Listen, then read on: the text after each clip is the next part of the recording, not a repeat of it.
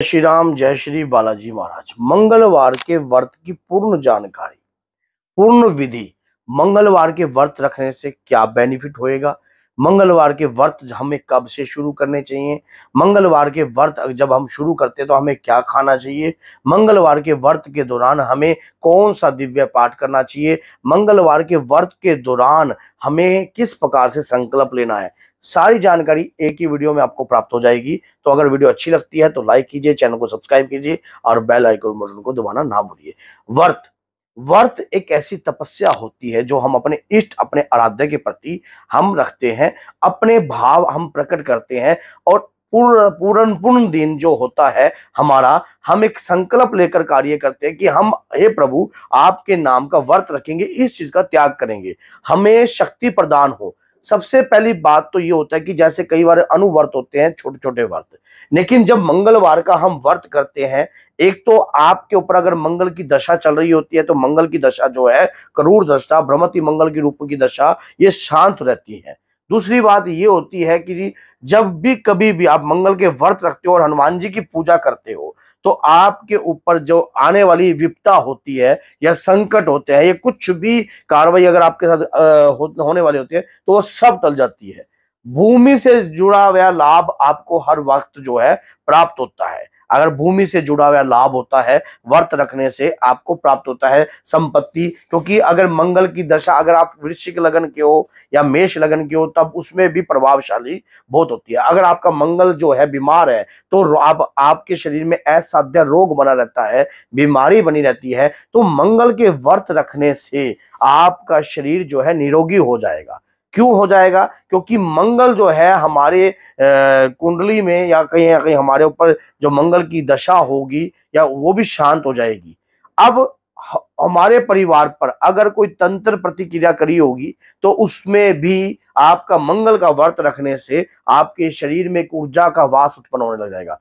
अब संकल्प कैसे लेना है, किस तरीके से लेना है, पहले संकल्प ले लीजिए। थोड़े से अक्षत लीजिए, 1 रुपए का सिक्का लीजिए, पूर्णिमा का दिन होना चाहिए, मंगल या शनि का दिन होना चाहिए या 14 का दिन होना चाहिए।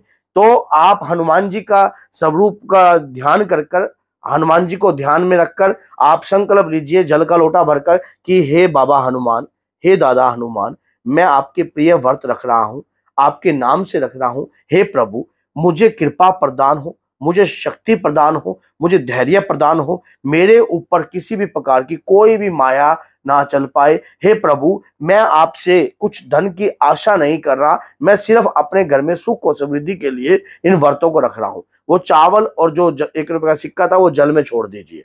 अब जब आप व्रत में संकल्प लेते हो तो संकल्प में एक बात हमेशा याद रखना कि व्रत आप किस प्रकार से कर रहे हो, खुले तौर पे कर रहे हो या 21 व्रत कर रहे हो या 11 व्रत कर रहे हो, ये संकल्प शुरू में ही लेते समय ही बोलना है आपने। अगर आप 11 व्रत कर रहे हो तो 11 व्रत का संकल्प लीजिए कि 11 व्रत जो है मैं आपके नाम के 11 व्रत रखूंगा या 21 व्रत रखूंगा या खुले तौर पर रखूंगा।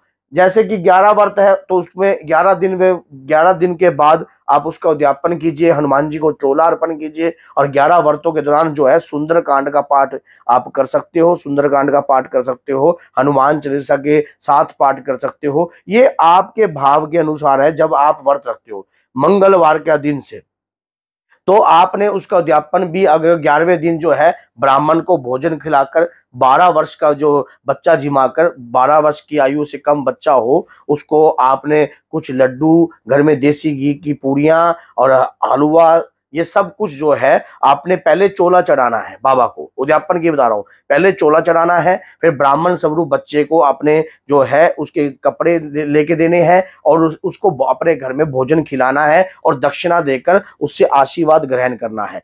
जब आप भोजन उसे खिलाते हो तो मीठा पान भी जरूर होना चाहिए, साथ में सुपारी जरूर होनी चाहिए पान के अंदर, और उसके बाद जो है आपको लड्डू, केले, ये प्रसाद के तौर पर उस बालक को ही देने होते हैं।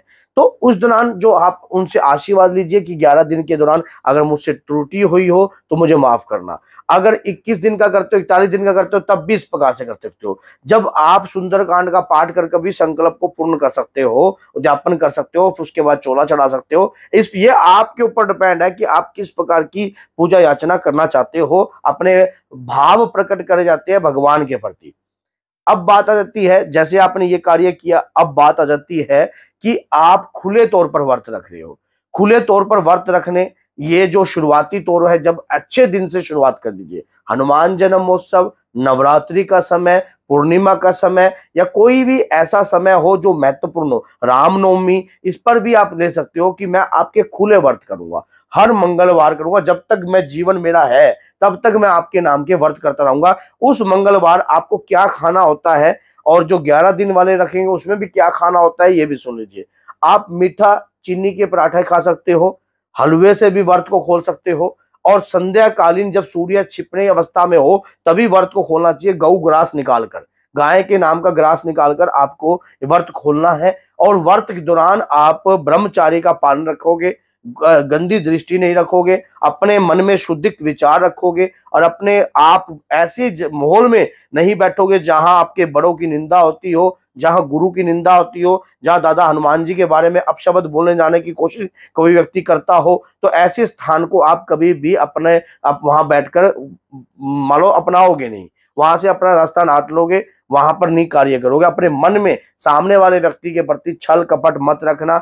हनुमान जी के नाम का, प्रभु श्री राम के नाम का सिमरन आपकी बॉडी में चलते रहना चाहिए उस दौरान। फिर उसके बाद जब आप कभी भी उद्यापन करना चाहते हो, अगर खुले तौर पर वर्त सकते हो, 1 वर्ष के बाद, 2 वर्ष के बाद, 3 वर्ष के बाद, तब एक अखंड रामायण का पाठ घर में रखवा कर, और उसके बाद 3 बालक जिमाने हैं आपने, छोटी 12 साल से कम आयु के 3 बालक जिमाकर आप उद्यापन कीजिए। और उसी तरह से देसी घी का खाना बनाइए, घर में मिष्ठान बनाइए, उसके दौरान उन बालकों को जिमाइए, उनका आशीर्वाद ग्रहण कीजिए। उद्यापन के लिए जो समय होता है, पूर्णिमा का समय सबसे बेस्ट होता है, पूर्णिमा का समय बेस्ट होता है, 14 का समय बेस्ट होता है, नवरात्रि का समय बेस्ट होता है। उस दौरान जो है रामनवमी का समय भी सबसे बेस्ट है, और अगर कोई प्रमुख दिन है गुप्त नवरात्रि के, तो वो भी दिन सबसे बेस्ट होते हैं।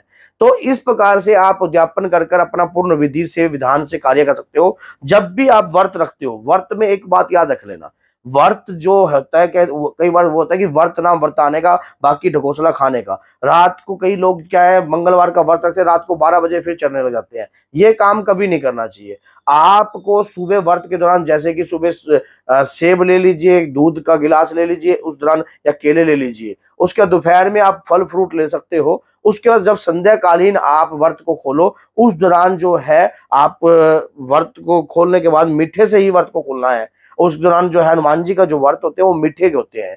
और एक बात हमेशा याद रखना, जब भी कभी हनुमान जी के व्रत आप रख रहे हो, तो सारा दिन मन में राम नाम नित्य आपके अंदर चलते रहना चाहिए। अगर राम नाम की माला आपके अंदर चलती रहेगी ना, तो आप एक तपस्या पे खड़े हो, उस तपस्या का फल भी आपको प्राप्त होगा। खुले व्रत में क्या होता है, कुछ गलतियां हो जाती हैं। बंदा शुरू में तो अच्छे तरीके से रखता है, लेकिन बाद में उसके मन में कहता है कि यार मैंने आज कहीं शादी आ गई, या कुछ आ गया, या ये आ गया, तो ये तो समस्या आपके साथ होगी। अगर आप हनुमान जी के खुले व्रत रख रहे हो तो ये समस्या हो सकती है। 41 दिन के व्रत हो तब भी हो सकती है, अगर 11 व्रत रख रहे हो तब भी हो सकती है। ये परीक्षा आपकी है। जब ऐसी अवस्था में आते हैं तो हनुमान जी स्वयं अपने बच्चे का खुद परीक्षा लेते हैं। अगर वो परीक्षा में पास होता है या क्या होता है, ये उसके ऊपर डिपेंड होता है। तो मैंने ये पूरी जानकारी आप तक पहुंचाई है, हनुमान जी के व्रत कैसे रखने हैं, क्या नियम रखना है, किस प्रकार से उद्यापन करना है, कौन सा पाठ करना चाहिए, सुंदरकांड का पाठ, रामायण का पाठ, ये आपके ऊपर डिपेंड है। जो भी आपको अच्छा लगता है वो कर लीजिए। तो उस दौरान आपको ये वीडियो अपने तक नहीं रखनी है, आगे 10 लोगों तक शेयर कर दीजिए, ताकि वो भी बाबा के नाम के अगर व्रत रख रहे हैं तो नियम का पालन कर सके, कार्य कर सके। सूर्य को, हनुमान जी के व्रत में सूर्य को अर्घ देना बहुत अनिवार्य होता है, क्योंकि सूर्य जो है हनुमान जी के गुरु हैं। तो बोलिए जय सीता राम, जय श्री बालाजी।